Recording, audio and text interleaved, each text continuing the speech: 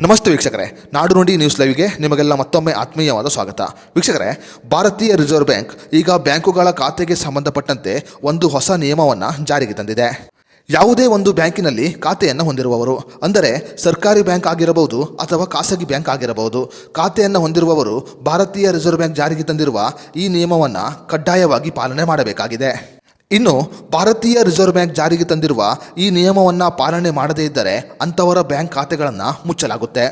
ಹಾಗಾದರೆ ಬ್ಯಾಂಕಿನಲ್ಲಿ ಖಾತೆಗಳನ್ನು ಹೊಂದಿರುವವರಿಗೆ ಭಾರತೀಯ ರಿಸರ್ವ್ ಬ್ಯಾಂಕ್ ಜಾರಿಗೆ ತಂದಿರುವ ಹೊಸ ನಿಯಮವೇನು? ಇವೆಲ್ಲದರ ಬಗ್ಗೆ ಸಂಪೂರ್ಣ ಮಾಹಿತಿಯನ್ನು ಈ ವಿಡಿಯೋದಲ್ಲಿ ನಾವು ನಿಮಗೆ ತಿಳಿಸಿಕೊಡ್ತೀವಿ. ಅದಕ್ಕೂ ಮುನ್ನ ನೀವಿನ್ನು ವಿಡಿಯೋನ ಲೈಕ್ ಮಾಡಿಲ್ಲ ಅಂದರೆ ಈಗಲೇ ಲೈಕ್ ಮಾಡಿ, ಮತ್ತು ನೀವು ನಮ್ಮ ಚಾನಲನ್ನು ಮೊದಲ ಬಾರಿ ವೀಕ್ಷಣೆ ಮಾಡ್ತಾ ಇದ್ದರೆ ತಪ್ಪದೇ ಸಬ್ಸ್ಕ್ರೈಬನ್ನು ಮಾಡಿಕೊಳ್ಳಿ. ಹಾಗೂ ಈ ಮಾಹಿತಿಯನ್ನು ಬ್ಯಾಂಕುಗಳಲ್ಲಿ ಖಾತೆಯನ್ನು ಹೊಂದಿರುವ ಪ್ರತಿಯೊಬ್ಬರಿಗೂ ಶೇರ್ ಮಾಡಿ. ಸಾಮಾನ್ಯವಾಗಿ ಈಗಿನ ಕಾಲದಲ್ಲಿ ಪ್ರತಿಯೊಬ್ಬರು ಕೂಡ ಬ್ಯಾಂಕುಗಳಲ್ಲಿ ಖಾತೆಯನ್ನು ಹೊಂದಿರುತ್ತಾರೆ.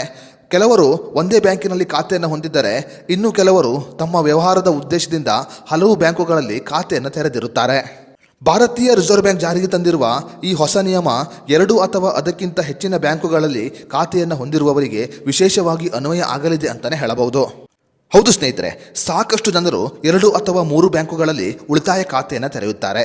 ಆದರೆ ಆ ಬ್ಯಾಂಕುಗಳ ಖಾತೆಯನ್ನು ಬಳಕೆ ಮಾಡುವುದಿಲ್ಲ.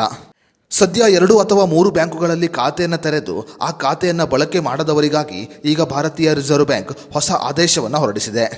ಇನ್ನು ಭಾರತೀಯ ರಿಸರ್ವ್ ಬ್ಯಾಂಕ್ ಜಾರಿಗೆ ತಂದಿರುವ ನಿಯಮದ ಪ್ರಕಾರ ಯಾವುದೇ ಒಬ್ಬ ವ್ಯಕ್ತಿ ಬ್ಯಾಂಕುಗಳಲ್ಲಿ ಖಾತೆಯನ್ನು ಹೊಂದಿದ್ದು ಆ ಖಾತೆಯಲ್ಲಿ ಕಳೆದ 2 ವರ್ಷಗಳಿಂದ ಯಾವುದೇ ರೀತಿಯ ವಹಿವಾಟುಗಳನ್ನು ಮಾಡದೇ ಇದ್ದರೆ, ಅಂದರೆ ಕಳೆದ 2 ವರ್ಷದಿಂದ ಬ್ಯಾಂಕ್ ಖಾತೆಗೆ ಹಣವನ್ನು ಜಮಾ ಮಾಡುವುದು ಆಗಿರಬಹುದು ಅಥವಾ ಬ್ಯಾಂಕ್ ಖಾತೆಯಿಂದ ಹಣವನ್ನು ವಿಡ್ರಾ ಮಾಡುವುದು ಆಗಿರಬಹುದು, ಯಾವುದೇ ರೀತಿಯ ಕೆಲಸವನ್ನು ಮಾಡದೇ ಇದ್ದರೆ ಆ ಬ್ಯಾಂಕ್ ಖಾತೆಯನ್ನು ನಿಷ್ಕ್ರಿಯ ಮಾಡಲಾಗುತ್ತೆ.